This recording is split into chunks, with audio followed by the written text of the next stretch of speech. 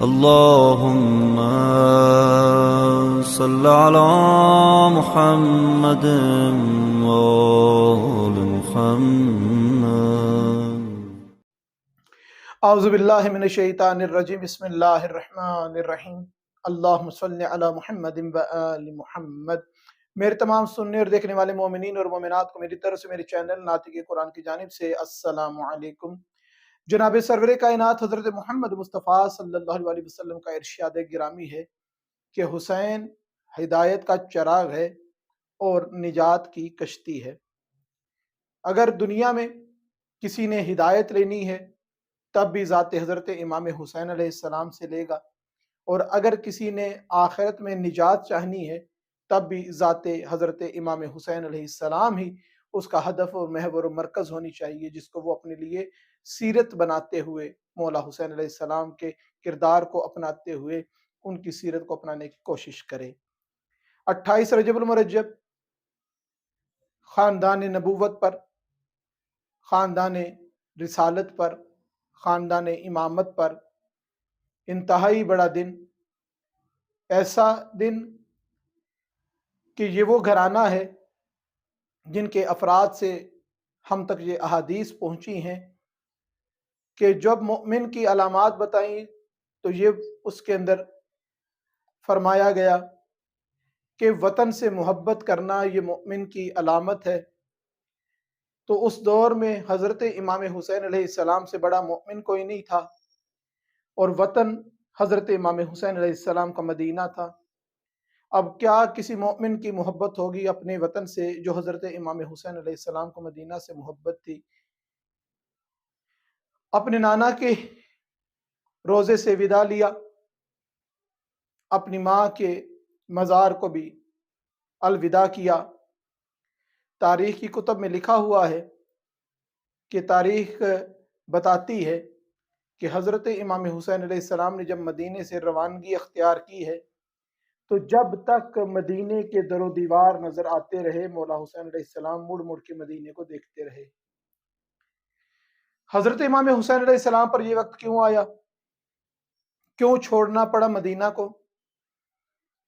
جو وارثان مدینہ ہیں، جو مالکان مدینہ تو منورہ ہیں، ان سے مدینہ چھڑوایا گیا. اور کیوں گئے؟ حضرت امام حسین علیہ السلام نے بتا دیا. مولا فرماتے ہیں کہ میں اپنی جد کی امت کی اصلاح کے لیے جا رہا ہوں. مقصد اور ہدف مولا حسین علیہ السلام کا جنگ کرنا نہیں، کسی تکبر کے لیے، کسی ضد کی وجہ سے. یا مولا کا جو فرمان ہے اس کے اندر ایک مولا لفظ یوز کرتے ہیں کہ کسی شرارت کی بنا پر میں مدینہ چھوڑ کے نہیں جا رہا، میں فقط اور فقط اپنے جد امجد کی امت کی اصلاح کے لیے مدینے سے باہر جا رہا ہوں. کیوں سفر درپیش ہوا؟ یہ دن وہ ایام آ گئے ہیں کہ جو اب ہر آتا دن جو ہے ہمیں کربلا سے قریب تر کرتا چلا جائے گا. محرم کے قریب ہم پہنچ جائیں گے. حضرت امام حسین علیہ السلام کو دربار میں بلایا گیا، اور جب دربار میں بلایا گیا تو حضرت امام حسین علیہ السلام اپنے تمام جوانوں کو ساتھ لے کر گئے. آپ سب مومنین کا سنا ہوا واقعہ ہے، صرف ایک ذکر خیر کے لیے اس کو بیان کر رہا ہوں. وہاں پر مولا حضرت عباس علمدار علیہ السلام کو امام حسین علیہ السلام نے یہ تاکید فرمائی اور تمام جوانوں کو یہ تاکید کی کہ اندر میں اکیلا جاؤں گا، اگر میری آواز بلند ہو تو تم لوگ اندر آ جانا. اس وقت جب دربار میں پہنچے تو حضرت امام حسین علیہ السلام کو یزید لعین کا فرمان سنایا گیا کہ حضرت امام حسین علیہ السلام سے بیعت کا مطالبہ کیا جائے اور ان سے بیعت لی جائے. تو مولا حسین علیہ السلام فرماتے ہیں کہ تم یہ جو بات کر رہے ہو بیعت کی، یہ رات کے اندھیروں والی بات نہیں ہے. کل دن کے ٹائم مسجد نبوی میں تم اس کا مطالبہ کرنا، میں تمہیں وہاں پر اس کا جواب دوں گا. تب ایک ملعون کھڑا ہوا اور کہنے لگا کہ اگر حسین ابھی یہاں سے چلے گئے تو پھر تمہارے ہاتھ نہیں آئیں گے، یہاں پر ہی امام حسین علیہ السلام کا جو ہے وہ سر قلم کر دو اگر یہ بیعت نہیں کرتے. تو مولا حسین علیہ السلام نے اس کی طرف دیکھ کر उसको उसकी माँ का हवाला देकर उसको पुकार के मौला फरमाते हैं, क्या तू मुझे कत्ल करेगा?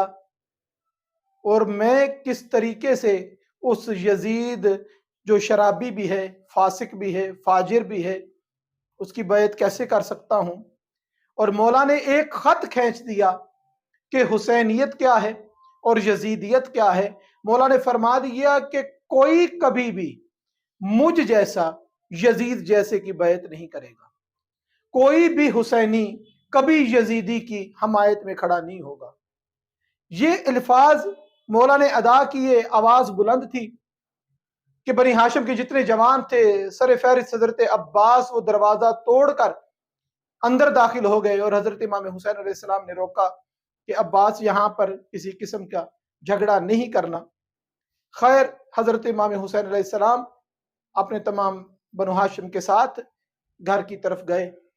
जब अपने घर पहुंचे हैं तो जनाब ज़ैनब सलामुल्लाह अलैहा बड़ी बेचैन थी कि क्यों आपको बुलाया गया है, क्या वजह है, क्या उनका मुतालबा है, क्या वो आपसे कहते हैं। तो मौला हुसैन अलैहिस्सलाम ने जनाब ज़ैनब सलामुल्लाह अलैहा से फरमाया कि ज़ैनब बहन, मुझसे यजीद की बैयत का मुतालबा किया गया है। बीबी ने फरमाया कि आपने फिर क्या भैया जवाब दिया? कहा, बहन ज़ैनब, क्या जवाब देना चाहिए था? तो उस वक्त बीबी फरमाती हैं कि अल्लाह के दीन की खातिर आपको इनकार कर देना चाहिए था। तो उस वक्त मौला हुसैन अलैहिस्सलाम फरमाते हैं कि ज़ैनब बहन, अगर मैं इनकार करता हूं ना तो हमें ये मदीना छोड़ना पड़ता है। तो बीबी फरमाती हैं कि अल्लाह के दीन पर मैं मदीने को कुर्बान कर दूंगी, दीन पे आंच नहीं आने दूंगी, भैया आप इनकार कर दें।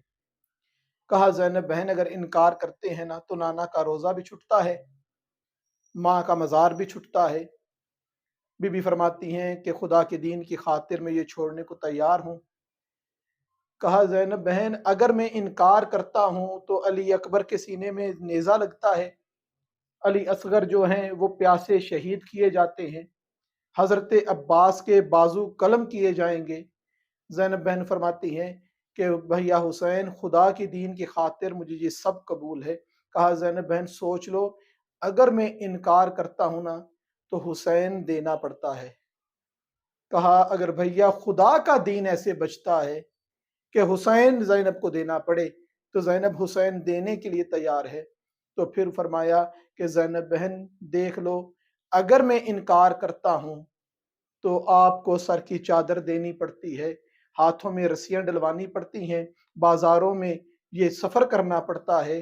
तो उस ज़ैनब फरमाती हैं, जनाब ज़ैनब सलामुल्लाह अलैहा फरमाती हैं कि भैया हुसैन, अगर खुदा के दीन की खातिर ज़ैनब को अपनी चादर भी कुर्बान करनी पड़ी तो ज़ैनब चादर भी कुर्बान करने को तैयार है।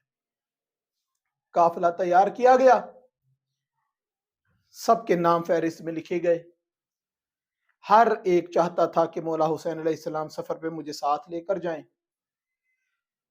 बीबी सुगरा भी चाहती थी मैं साथ जाऊं, मगर जितना यकीन दूसरे अफराद को था कि हम जाएंगे या नहीं जाएंगे, मौला हुसैन अलैहिस्सलाम के हवाले से मौला हुसैन अलैहिस्सलाम के हवाले से जनाब सुगरा को यकीन था कि मुझे जरूर ज़रूर मौला हुसैन अलैहिस्सलाम साथ लेके जाएंगे। क्यों? वजह क्या है कि मौला हुसैन जनाब अली अकबर के अलावा नहीं जा सकते, सफ़र नहीं कर सकते, और जानते हैं कि सुगरा अली अकबर के बगैर नहीं रह सकती। जब फहरिस्त तैयार की गई ना तो उसके अंदर जनाब सुगरा का नाम नहीं था, तमाम जवानों के नाम बीच में मौजूद थे। बेहतरीन तरीके से मौला हुसैन अलैहिस्सलाम ने जनाब सुगरा को समझा दिया, बात कर ली। खानदान नबूवत है, खानदान इस्मत व तहारत है, ये जानता है मसलत परवरदिगार क्या है और हुक्म इमाम क्या होता है, इससे भी वाकिफ है। सब ने सर तस्लीम खम किया मौला हुसैन अलैहिस्सलाम के हुक्म पर, और ये काफिला मदीने से रवाना हुआ है। और मदीने में रवाना जब हुआ तो इसका तरीक़ेकार क्या था कि एक एक मस्तूर लाई जाती थी, महमल में सवार की जाती थी। रावी बयान करता है कि मैंने देखा कि एक अजीब सा समा हुआ कि एक मस्तूर ऐसी बाहर आई کہ مولا حسین اپنی کرسی سے کھڑے ہو گئے، جناب علی اکبر آگے بڑھ گئے، شہزادہ قاسم آگے بڑھ گئے، حضرت عباس نے اپنا زانو نیچے کیا کہ آپ اس پر سہارا لے کر اپنی محمل میں سوار ہوں۔ تو راوی کہتا ہے جب میں نے پوچھا کہ یہ مستور کون ہے تو بتایا گیا کہ یہ علی کی علی بیٹی زینب سلام اللہ علیہا ہیں۔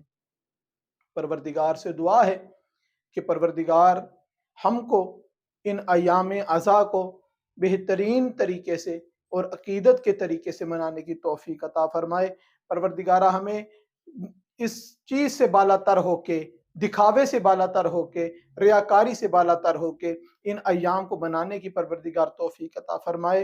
اور پروردگارہ خصوصی دعا ہے کہ 28 رجب کو یہ مالکان مدینہ سے جس طریقے سے مدینہ چھٹا ہے، پروردگارہ ان کی عزت اور عظمت کا صدقہ جتنے بے گھر مومنین ہیں سب کو گھر کی نعمت عطا فرما، اور ہم سب کو سیرت محمد اور آل محمد علیہ السلام کو پڑھنے، سمجھنے اور اس پر عمل کرنے کی توفیق عطا فرما۔ وما علینا الا البلاغ المبین۔